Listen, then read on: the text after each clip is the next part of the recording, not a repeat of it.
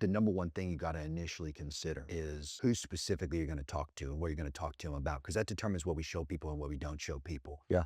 As an example, my line of work, I help people crack the first million a month and then the next million a month. So I never talk to people that are at an entry level. If I get comments from, let's use the example, somebody that says, hey, Jeremy, can you show me this random problem? And I can tell clear as day that that problem and content topic would be geared towards somebody that makes like tens of thousands a month. Yeah. I would actively deter against that topic at all costs. Yep. Do you have an idea of who specifically you're thinking you want to talk to over a broad period of time? Yeah, probably. I probably want to talk to other owners and operators that are in a are hyper scaling their company, right? Because that's where a lot of my experience has been, whether it be on the agency side and growing companies really fast, or building my own brands, in which you go from like a 0 to 9-figure revenue target over the course of Now that 11 one to thing 12 is a months. perfect example. 0 to 9 figures is insane as a Yeah, premise, right? yeah, Realistically, you're never going to talk to somebody yeah, at 0, yeah. right? That's a good Who point. would you realistically talk to? Like what's the consider this, right? I try to never talk to people below 100K a month, Yeah,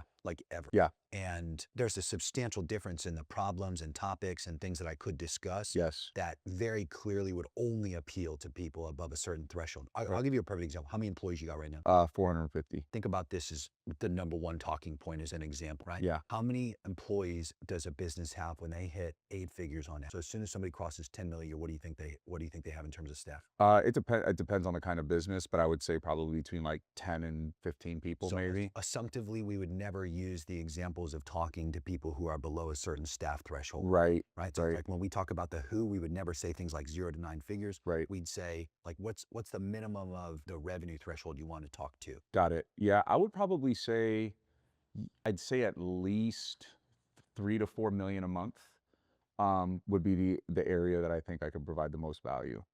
3 to 4 mil a month. And I got to tell you, that's an underserviced pocket. Yeah. I'm sure you can imagine. Yeah, yeah, yeah, because you're in a unique stage. Like you've grown past what I call like the business phase, which is where you're like, you've got a viable business, right? And then the third phase after that is your organizational phase, where you build your organizational charts, your team gets deep, you get layers upon layers of your team. So like a $10 million organizational chart is kind of shallow, right? It's not that big. You got the CEO, you probably have some senior leaders, couple of, maybe a senior director or two and a couple of managers and some teams under that. When you start to get to like 50 people, 60 people, that shit turns into a spider web. Yeah. And it actually becomes hard to create your organizational chart, or Yeah. harder, because it's so deep. So like, I think that understanding how to do that properly, how to integrate leaders, because if you're growing fast and you're bringing in new leadership, you need to know how to do that right. Like change management. That's something I learned that not a lot of people understand until you get to that level. It's hard to change shit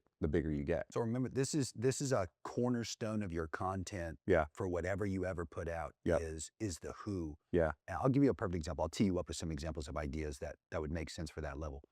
The person who's at 3 to 4 million a month is looking to hyperscale. Yeah. Right. Define where they're currently at. Mm-hmm. And what realistically they're seeking next as an outcome. What does Yeah. that type of person care about in terms of outcome? So if you're looking to hyperscale, number one, clarity and organization, because it can get very messy very fast, right? An example of what you're talking about, let me be clear. One time Dan Locke drew something. Yeah. Where he was describing his organizational structure and he was like, look guys, this is me, the CEO. Yep. He had at the time, it was 5 different leaders. Yep. Okay. And across these different leaders, all these people were like the direct reports to Dan directly. Yeah. And beneath that was like 200 different staff. Yeah. And Dan visualized it where he was like, he literally had 200 of these little characters. Yeah. And he drew line between every character and every other character, and every character to every manager, and every manager to every character, Wow. and every character to him. And he was like, look how fucking chaotic Yeah, and yeah, insane yep, this would yep. be. And then he goes, this is how it actually is. And then he cuts to this visual of